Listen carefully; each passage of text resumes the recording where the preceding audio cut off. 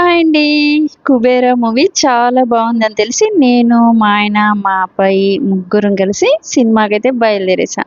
Cinema అయితే super డూపర్‌గా చాలా చాలా బావుంది. ఇందులో హీరో, హీరోయిన్స్ అని అట్లా అని లేదు. అందరూ సమానమైన క్యారెక్టర్‌లన్నమాట. సో, ధనుష్‌కైతే ఆ గెటప్ అసలు మామూలుగా లేదు. సూపర్ డూపర్‌గా ఎమోషన్స్ గానీ, గెటప్ గానీ చాలా బాగా సూట్ అయింది.